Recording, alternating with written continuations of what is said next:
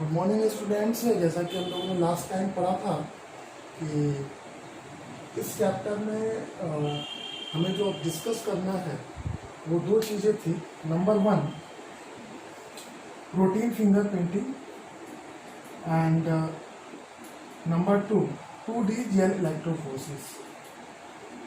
Just like the techniques of the RDNA technology, in which we have already discussed the DNA sequencing, the RFLP, the Southern blotting, genomic library, and so many other DNA sequencing means another techniques of the recombinant DNA technology. Just like the recombinant DNA technology, the protein engineering also included some techniques for separation of the protein, for identification of the protein. Among these, the number one technique is the protein fingerprinting, which I have already discussed in the previous class. And this protein fingerprinting was first of all given by V.M. Ingram. So V.M. Ingram is the name of the scientist who first gave the technique for the separation of the protein which are differ to each other by means of one or more amino acids. And one of the great example of this protein fingerprinting is sickle cell anemia, a molecular disease. The sickle cell anemia, in which the hemoglobin normal and hemoglobin sickle cells are differ to each other by means of the one amino acid, and that is the at 6th position of the beta chain of the hemoglobin. Glutamic acid present in the hemoglobin normal, but in the sickle cell hemoglobin, the glutamic acid at the 6th position is replaced by valine. So it is due to the point mutation in the beta gene of the hemoglobin that leads to the substitution of the glutamic acid into the valine. So in this case, the HbN and HbS from the normal RBC and from sickle cell RBC are isolated and then digested by trypsin, and then further paper electrophoresis is performed, and then paper chromatography is performed, and by which we can visualize, we can observe that the two protein samples which are only differ by means of the single amino acid, that is glutamic acid in place of valine. So we can separate out by this technique, and the name of this technique is protein fingerprinting. तो students, protein fingerprinting की मदद से हम कोई भी इस तरह के जो है दो प्रोटीन जिसके अंदर दो अमाइनो एक या दो अमाइनो एसिड्स के डिफरेंसेस हों, आप उसको सेपरेट आउट कर सकते हैं, और इसको वीएम इंग्राम में दिया। तो एग्जामिनेशन में पॉइंट ऑफ व्यू से बहुत इंपॉर्टेंट है, और एग्जामिनेशन में इस तरह से क्वेश्चन पूछा जाता है। It is not always that the what is protein fingerprinting और what is peptide mapping. It can also be possible that the question is asked in such a way that the VM Ingram given a technique and for the separation of the protein, name the technique and write down its principle. So in such a question, we have to write the VM Ingram given the technique is called protein fingerprinting or also called peptide mapping. तो ये जरूरी नहीं है कि हमेशा वो आपको नाम से ही पूछा जाए एग्जाम में, समटाइम जो है VM Ingram का नाम लेकर भी पूछा जा सकता है। तो ये प्रोटीन फिंगरप्रिंटिंग को हमने लास्ट क्लास में आपको गूगल मीट के थ्रू जो है काफ़ी अच्छा एक्सप्लेन किया था, और आपको समझ में भी आया होगा। If any doubt you have then you can ask in my next class. So अब जो हमारे पास जो दूसरी टेक्निक है, it is called 2D gel electrophoresis. It is also a more sophisticated and more advanced technique rather than the protein fingerprinting, and it can also be used for the identification and separation of the protein molecules. तो यहाँ हमें जो देखना है वो देखना है protein fingerprinting के बाद 2D gel electrophoresis. This 2D gel electrophoresis technique was first of all introduced by, first of all given by O'Farrell. तो अब यहाँ आपके पास दो नाम आ गए. एक नाम आपके पास है वीएम इंग्राम और दूसरा नाम है आपके पास है ओफेरेल. और एग्जामिनेशन में 1 by 1 अल्टरनेट पूछता रहता है.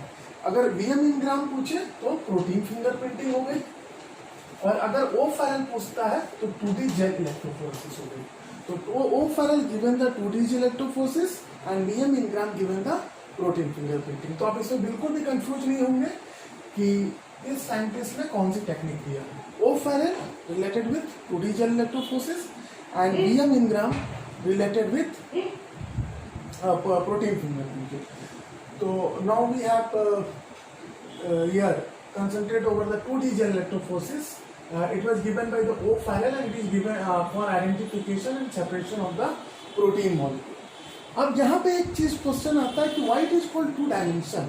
अगर हम यहाँ कह रहे हैं कि टू डायमेंशन, इट मीन्स कि वन डायमेंशन भी होता होगा कोई ना कोई. यस, जो सिंपल जेल इलेक्ट्रोफोरेसिस होता है वो वन डायमेंशन होता है.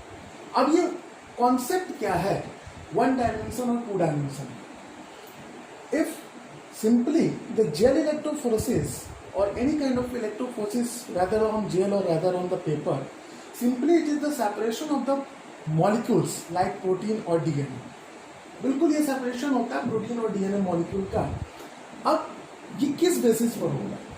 तो बेसिकली जो हमारा जेल इलेक्ट्रोफोरेसिस है वो सिंपल सा फैक्टर है charge, size and molecular. It is the basic factors, basic criteria of the separation of the molecule during the process of gel electrophoresis, that is charge, size and molecule. तो ये केवल एक aspect हुआ. अगर कोई protein या DNA का sample इस बेसिस पे सेपरेशन हो रहा है, only on this factor we are going to separate the molecule, then it is called as 1D gel electrophoresis, यानी one dimensional gel electrophoresis or simple kind of gel electrophoresis. It may be horizontal, it may be vertical. If it is used for DNA, that is called horizontal gel electrophoresis, and if it is used for protein, that is called as vertical gel electrophoresis. तो 1D gel electrophoresis जो one dimension है, that means one aspect पे depend करता है, और वो one aspect क्या है आपका charge, size and molecular weight. On this basis, if your protein or DNA molecules are separated, then it is called 1D gel electrophoresis. अब 2D gel electrophoresis क्या होता है? Two dimensional, always better and always advanced than 1D. Why? ये 1D से better क्यों? Because in addition to this aspect, charge, size and molecular weight, one additional aspects are also added in this technique. And वो additional aspect क्या है? Isoelectric point. And the technique is isoelectrofocusing. तो अब isoelectric point क्या होता है? आपने पढ़ा होगा प्रोटीन वाले चैप्टर में बायोमोलिक्यूल्स में. What are isoelectric point? The pH at which the net charge over the protein is zero और amino acid is zero, it's called as isoelectric point. तो आइसोइलेक्ट्रिक पॉइंट क्या है? वो पीएच है जिस पर कि किसी भी प्रोटीन या किसी भी अमाइनो एसिड पे नेट चार्ज जो है वो जीरो हो जाता है, उसको हम आइसोइलेक्ट्रिक पॉइंट कहते हैं. इफ द प्रोटीन और amino acids bears the charge zero, then what will be happen? Then the net movement of the molecule will also be stopped. तो इस फैक्टर पे हम जब सेपरेशन करते हैं, आइसोइलेक्ट्रिक पॉइंट पे जब हम सेपरेशन करते हैं, तो इस टेक्निक को कहते हैं आइसोइलेक्ट्रोफोकसिंग. तो in this way, in two-dimensional electrophoresis, there are two aspects. Number one, charge, size and molecular weight, just like the 1D dimension. And the one additional factor is that the isoelectric point. So if the both factors are work side by side and the separation is based on these two criteria, then such type of the gel electrophoresis is called as two-dimensional gel electrophoresis. And it is always better than one-dimensional gel electrophoresis. Why? Because one-dimensional gel electrophoresis is only simply based on charge, size and molecular weight. But the two-dimensional gel electrophoresis is not only based on charge, size and molecular weight, but also in addition to this, based on isoelectric point. Therefore, two-dimensional gel electrophoresis is always better than one-dimensional electrophoresis and always advanced than one-dimensional electrophoresis. Now, next point, what is the principle of 2D gel electrophoresis? 2D gel electrophoresis का principle क्या है? तो basically the principle of the 2D gel electrophoresis is based on two techniques. Number one, isoelectrofocusing and number two, SDS pitch. अभी मैंने बताया आपको isoelectric focusing क्या है.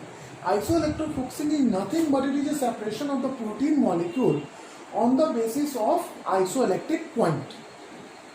अगर हम किसी भी प्रोटीन को आइसोइलेक्ट्रिक पॉइंट के बेसिस पे सेपरेट कर रहे हैं तो इसको हम आइसोइलेक्ट्रिक फोकसिंग कहते हैं. अब ये जो आइसोइलेक्ट्रोफोकसिंग है ये पीआई के बेसिस पे होगा, दैट मींस आइसोइलेक्ट्रिक पॉइंट के बेसिस पे होगा. और इसके लिए हमें क्या होगा, एक कैपिलरी ट्यूब लेनी होगी और उस कैपिलरी ट्यूब में एम्फोलाइट को इंसर्ट कर देना होगा. What is ampholytes? Ampholytes are the mixtures of acid and base. तो ये जो एम्फोलाइट्स हैं जो कि एसिड और बेस के मिक्सचर्स हैं, इनको हम कैपिलरी ट्यूब में लगा देंगे, और जब हम कैपिलरी ट्यूब में लगा देंगे तो then we will find that a gradient of pH is formed inside the capillary tube because the acid and base both are present in the ampholytes. That's why the range of the pH is from 0 to 14. 0 से लेकर 14 तक का pH का range आपका इस capillary tube में आ जाएगा, क्योंकि आपने इसमें एम्फोलाइट को इंसर्ट किया हुआ है.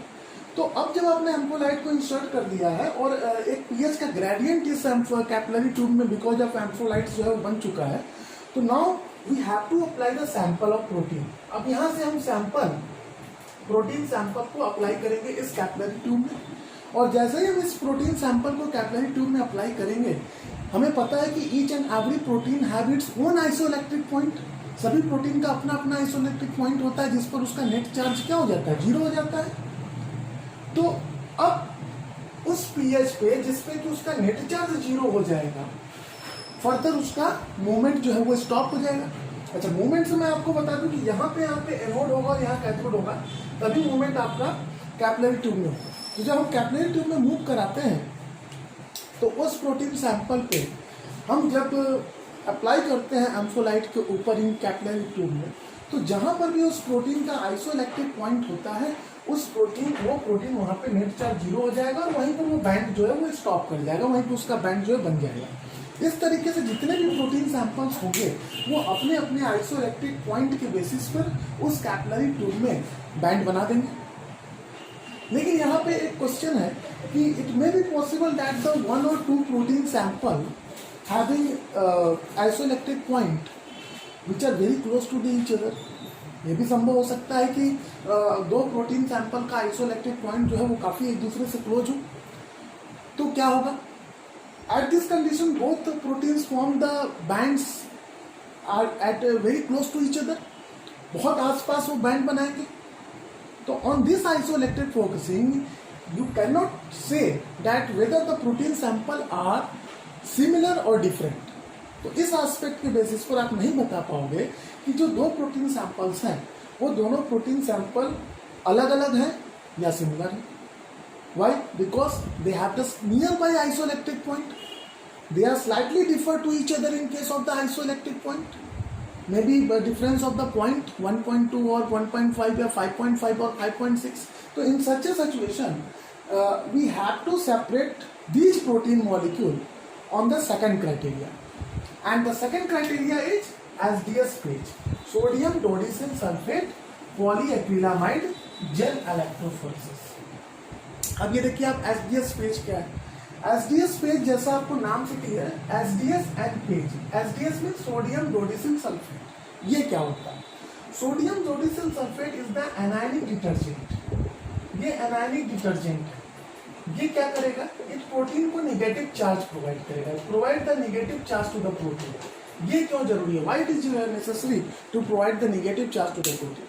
Because we know that the DNA having the negative charge because of phosphoric acid, because of phosphate. But what about the charge of the protein?